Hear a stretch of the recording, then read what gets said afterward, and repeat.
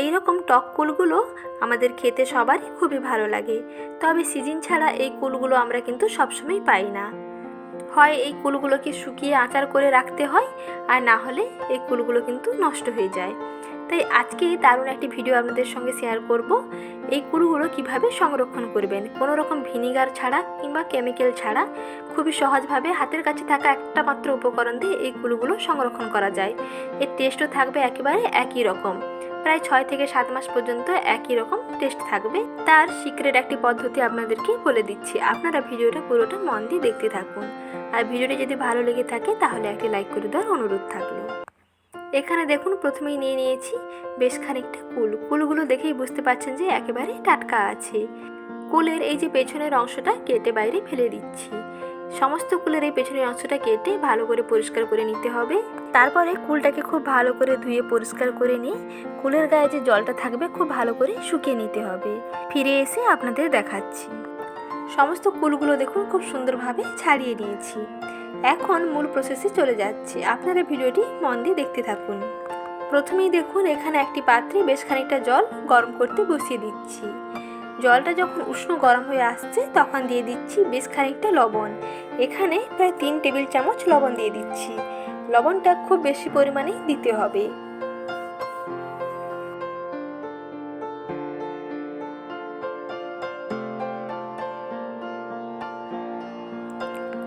জলের সঙ্গে লবণটা ভালো করে মিশিয়ে নিয়েছি। এখন জল খুব ভালো করে ফুটিয়ে নিচ্ছি।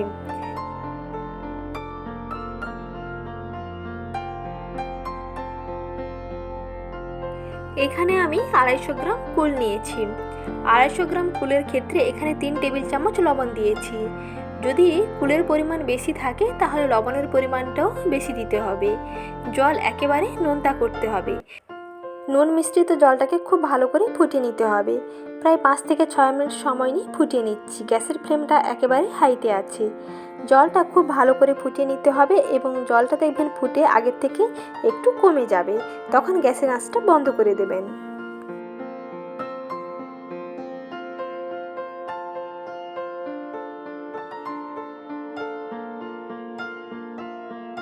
জলটা দেখলেন খুব ভালো করে ফুটে গেছে। এখন জলটাকে একটু ঠান্ডা করে নিচ্ছি। একেবারে ঠান্ডা করে নিতে হবে। কিছুক্ষণ বাদে ফিরে এসে আপনাদের দেখাচ্ছি। দেখুন কিছুক্ষণ বাদে ফিরে এসেছি। জলটা খুব সুন্দরভাবে ঠান্ডা হয়ে গেছে।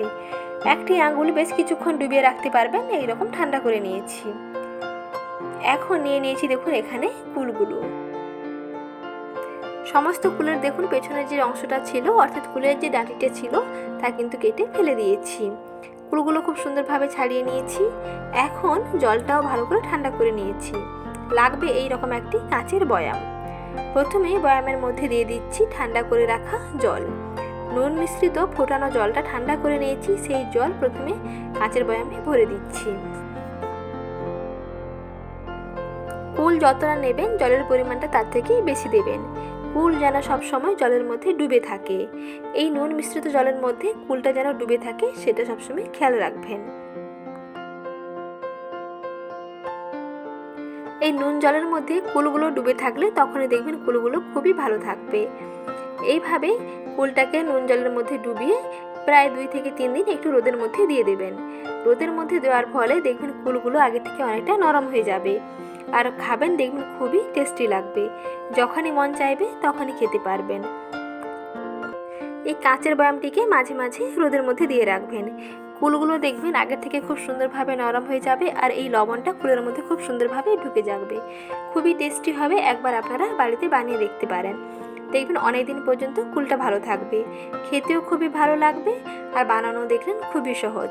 কোনো রকম ঝামেলা ছাড়া খুব সহজেই এটি বানানো যায়। কোনো রকম ভিনিগারও লাগবে না, আর কোনো রকম কেমিক্যালও লাগবে না। কোনো প্রিজারভেশনের জন্য কোনো রকম কেমিক্যাল এখানে ব্যবহার করতে হবে না। শুধুমাত্র হাতের কাছে থাকা লবণ দিয়ে কুলগুলোকে অনেক দিন পর্যন্ত সংরক্ষণ করতে পারবেন। তাই এখন কুলের সিজন, আর কুলটা প্রচুর পরিমাণে পাওয়া যাচ্ছে। তাই এখনই এই কুলগুলোকে নিয়ে এইরকম সংরক্ষণ করে রাখুন। যখনই মন চাইবে তখনই খাবেন, খেতে দেখবেন খুবই টেস্টি লাগবে। আর কুল সব সময় এই রকম কাঁচের বয়ামে রাখার চেষ্টা করবেন। কোনো প্লাস্টিকের কন্টেনারে রাখবেন না, তাহলে কিন্তু নষ্ট হয়ে যাবে। আর কুল যেন সবসময় জলের মধ্যে ডুবে থাকে। বাড়িতে একবার ট্রাই করে দেখুন, আশা করি খুবই ভালো লাগবে। আজ এই পর্যন্ত, আবারও দেখা হবে দারুণ একটি নতুন রেসিপি নিয়ে। ভালো থাকবেন, সুস্থ থাকবেন। ভিডিওটিতে লাইক এবং চ্যানেলটিকে সাবস্ক্রাইব করতে একেবারেই ভুলবেন না। ধন্যবাদ।